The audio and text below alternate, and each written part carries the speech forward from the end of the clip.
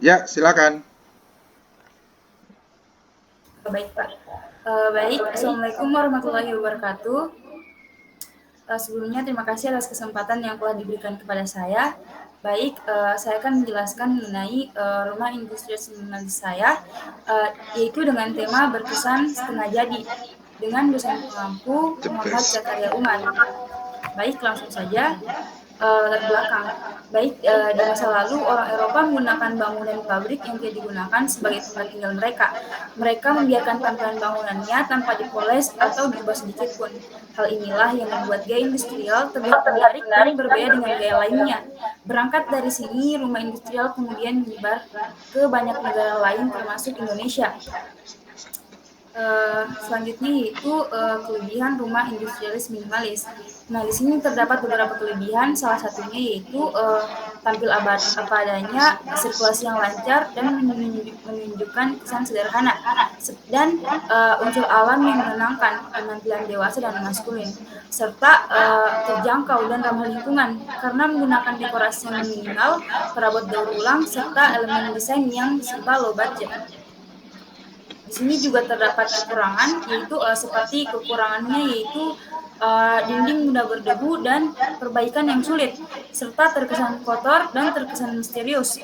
Desain dingin dan kaku, tingkat kesulitan tinggi, dan memerlukan lahan yang cukup luas. Baik, selanjutnya di sini ada konsep program ruang. Baik Pak, mohon maaf sebelumnya Pak, ini bisa saya masuk di Excel Pak, soalnya di sini Eh, tidak kelihatan Pak. bisa itu ada tuh sebelah sebelah kirimu itu loh. Sebelah kirimu, kiri bawah itu. Coba kamu lihat itu kiri bawah. Ada tuh yang kaca cembung itu? Hmm, tidak ada Pak, Ada itu loh tidak ada kelihatan. di. Bapak aja lihat ini loh. Oh, oh Nah iya itu. Pak. Oke. Ah, Baik Pak. Di sini inputnya yaitu tujuannya yaitu untuk mendapatkan kebutuhan ruangan dengan komposisi ruangan seperti Bapak Pak Hermansyah, Ibu Rianti, dan anaknya yaitu Aisyah, Haikal, dan juga asisten rumah tangga yaitu Mbak Tuti. Di sini terdapat seperti pelaku, di mana pelakunya seperti yang saya sebutkan tadi.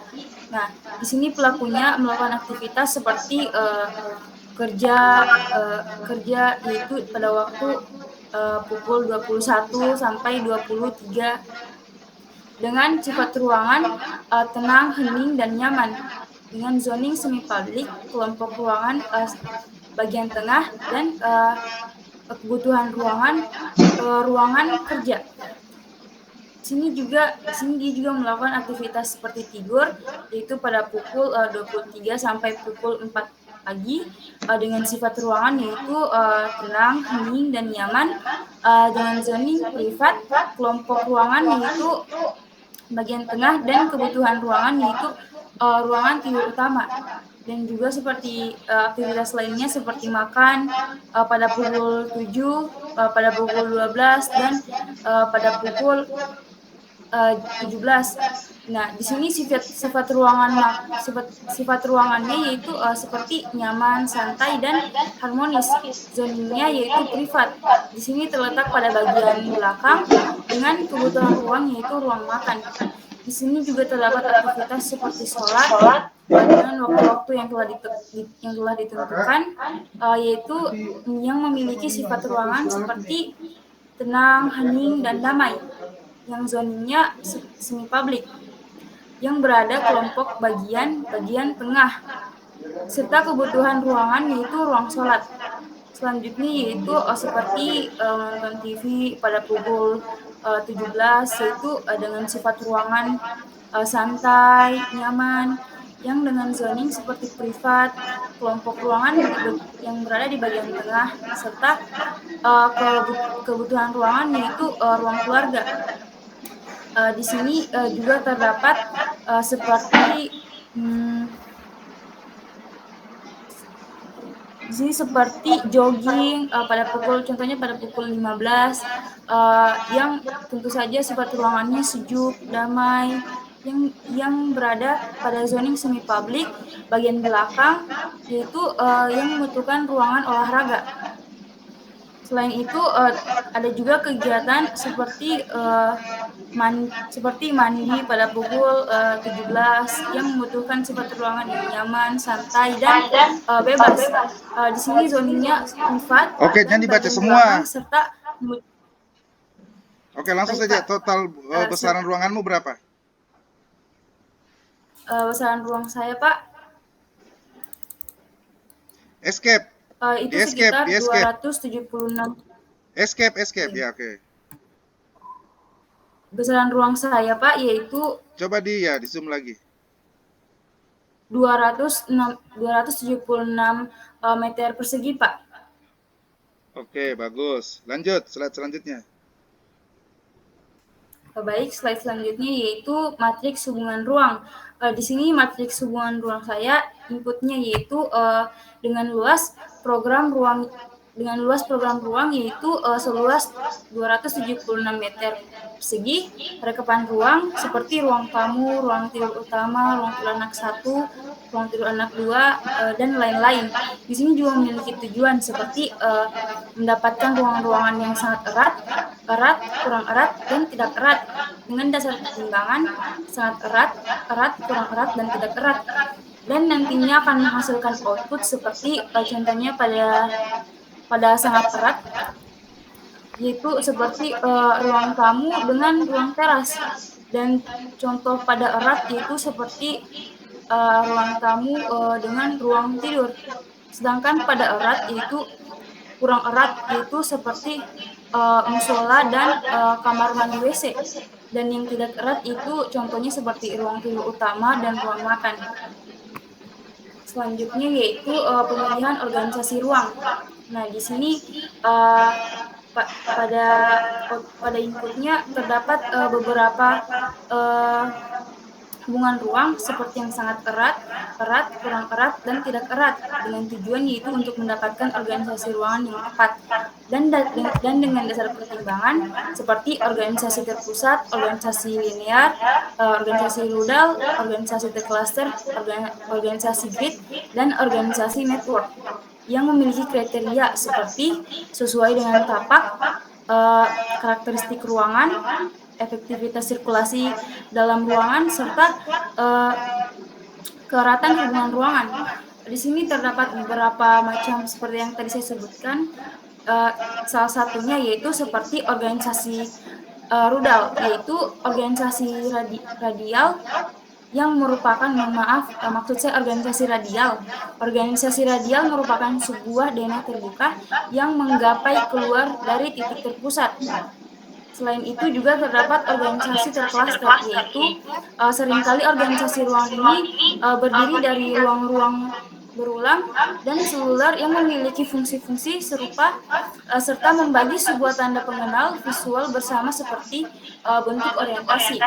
Outputnya yaitu organisasi tercluster. Mengapa? Karena ruang-ruang tercluster dapat diatur memenuhi sebuah titik akses masuk ke dalam sebuah bangunan ataupun di sepanjang jalur pergerakan yang melaluinya, dan juga berdasarkan pembobotan. Selanjutnya yaitu struktur organisasi ruangan. Di sini terdapat pola organisasi ruang yaitu Langsung saja outputnya. Dan karakteristik ruangan. Outputnya apa? Ya, Pak. Langsung saja outputnya. Baik, Pak. Output dari ruangan organisasi ini yaitu saya mendapatkan struktur ruangan yang berdasarkan 3 alternatif. Di sini saya memilih alternatif 3 karena berdasarkan dengan kriteria pembobotan. Di sini yang paling sesuai itu, Pak, pada alternatif 3. Jadi saya memilih alternatif 3. Selanjutnya yaitu organisasi ruangan. Di sini ada diagram bubble. Di sini sama seperti sebelumnya. Di sini terdapat beberapa alternatif, namun saya memilih alternatif 2 karena alternatif 2 ini cukup tersusun seperti tema saya yang sebelumnya, yaitu pola tercluster. Selanjutnya yaitu konsep analisis Dena. Nah, konsep analisis Dena ini saya hasilkan dari diagram-diagram bubble sebelumnya yang kemudian saya berikan ruang-ruang supaya tidak kaku. Nah, di sini saya memilih alternatif 3 karena sesuai dengan pembobotan yang telah saya lakukan. Selanjutnya yaitu konsep analisis tapak, yaitu kondisi existing. Nah, di sini seperti yang kita lihat, kondisi existingnya yaitu seperti pada arah utara jalan beraspal dan kondisi jalan dua jalur. Selain itu, Oke ya, pada coba Kartika untuk analisis tapak, setiap slide kamu baca 2 poin saja. baik Pak. Baik, selanjutnya yaitu pada bagian timur. Nah, pada bagian timur ini terdapat drainase di samping tapak. Selanjutnya yaitu analisis aturan-aturan bangunan. Seperti yang kita lihat, kondisi existingnya di sini berada di lokasi Jalan Abu Nawas dan Jalan Sao-Sao, Kelurahan Bende, Kecamatan Kedia, Kota Kendari, Sulawesi Tenggara.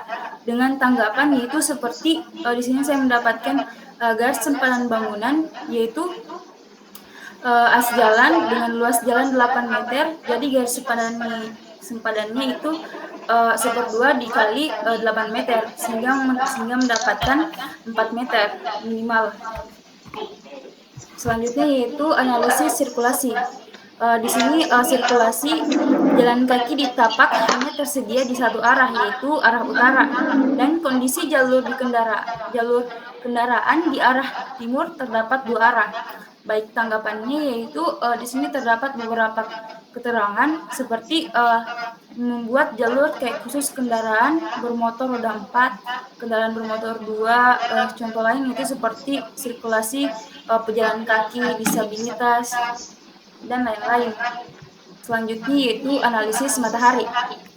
Pada kondisi existing, di bagian bangunan bagian barat terjadi intensitas matahari paling tinggi yaitu pada waktu sore hari, yaitu pada sekitar pukul 3. Dan di sisi lain pada bangunan bagian timur terjadi intensitas matahari paling tinggi yaitu pada waktu pagi hari. Nah, tanggapannya yaitu dengan menggunakan atap miring dan menggunakan atap yang bisa mereduksi panas seperti aspal. Selain itu, membuat plafon dengan jarak lebih dari 3 meter. Peninggian plafon ini juga menjadi solusi untuk membuat ruang terlihat lebih tinggi, sehingga terasa lega. Jarak yang jauh antara lantai dan plafon juga menurunkan suhu ruangan karena adanya kosong yang memungkinkan udara bergerak bebas.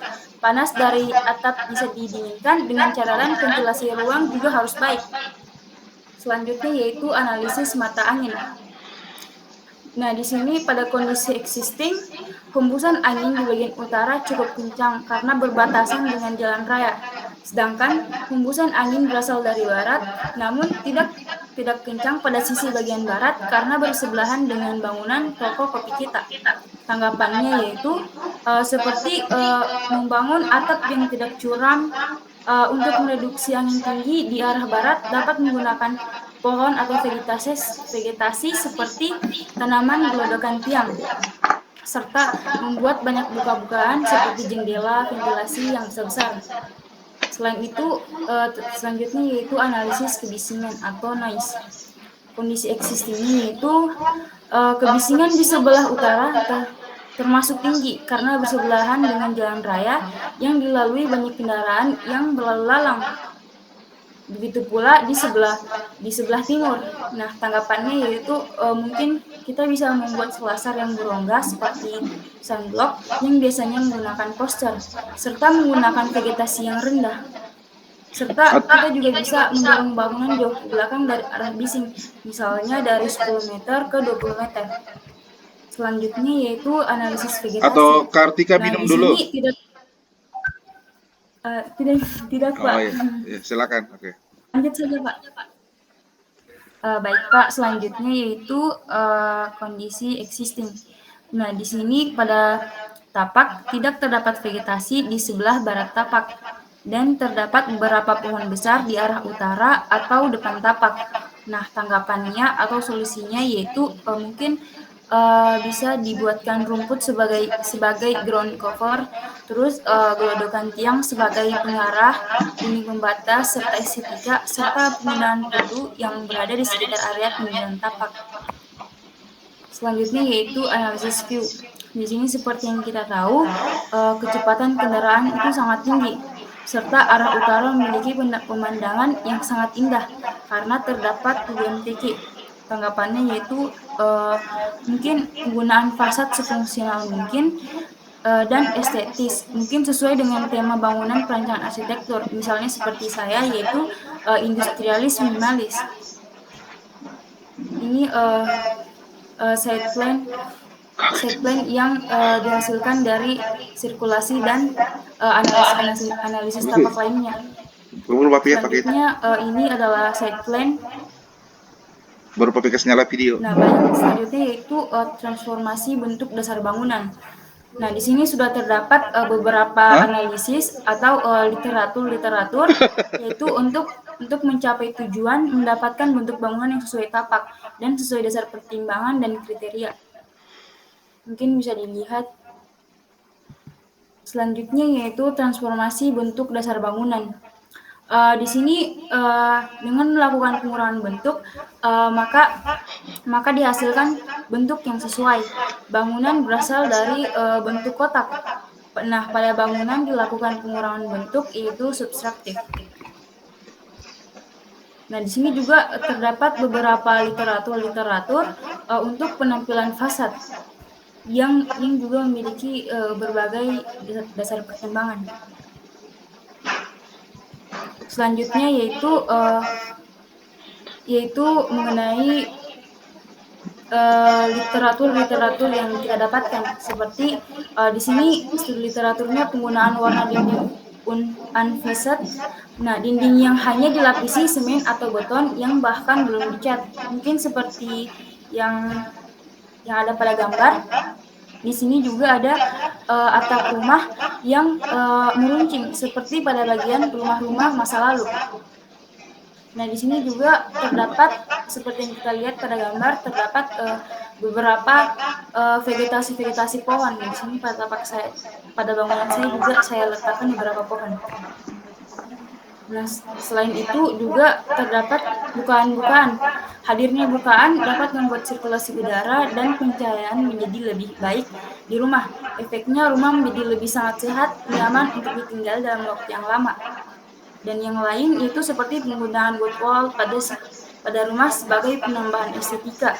Selain itu penggunaan rooster sebagai lubang sirkulasi udara dan pencahayaan di siang hari pada sebuah ruang. Ini analisis. Selanjutnya yaitu layout. Mungkin bisa dilihat. Nah, di sini terdapat denah layout seperti teras, carport, ruang tamu, ruang baca atau kerja ibu, ruang kerja baca ayah, kamar mandi, WC tamu, terus ruang tidur utama, ruang tidur anak satu, dan lain-lain. Di sini juga terdapat potongan BB. Selanjutnya ini ada potongan AA. Di sini ada layout ruang tamu dan juga gambar perspektif ruang tamu. Baik.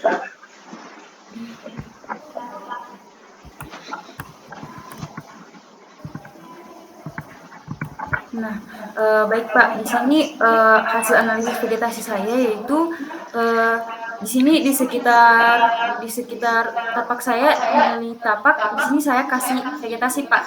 Seperti juga yang tadi saya katakan pada tanggapan saya, seperti menempatkan beberapa padu dan juga di sini sebenarnya termasuk lahan hijau Pak, rumput-rumput hijau.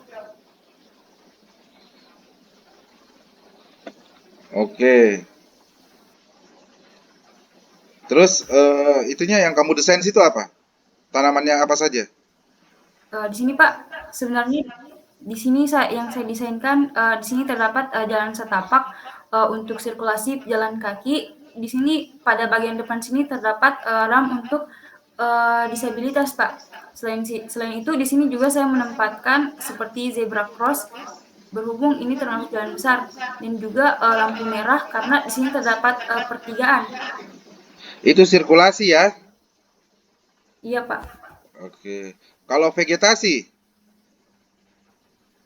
Kalau vegetasi seperti eh, di sini saya tempatkan di sebelah jendela, Pak. Di sini pada setiap pinggir tapak dan di dekat jendela saya tempatkan vegetasi agar pada saat karena di bangunan saya juga berhubung banyak bukaan-bukaan, Pak. Jadi dengan adanya vegetasi ini mampu menimbulkan seperti kayak penghawaan alami, Pak. oke, mana tadi ramnya itu terlihat nggak di bangunanmu? Ada, Pak.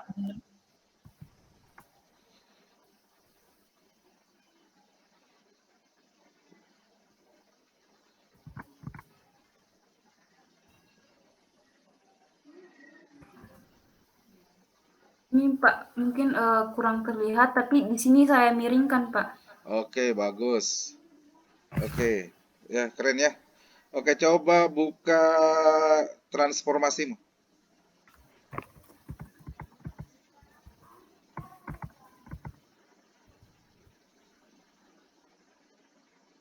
Apa itu Ini Pak, dimensional? dimensional yaitu menurut saya penambahan bentuk, Pak, yang bentuknya itu sama seperti bentuk awal, Pak. Oke, bagus. Kalau subtraktif, Subtraktif sama seperti yang ada pada gambar saya ini, subtraktif yaitu pengurangan, Pak, pengurangan bentuk. oke, bagus. Kalau aditif, Adiktif yaitu penambahan, Pak, tapi dia mungkin lebih bebas dari seperti yang tadi dimensional kan harus sama dengan bentuk awalnya, Pak. Tapi kalau yang uh, aditif dia tidak perlu sama, Pak. oke.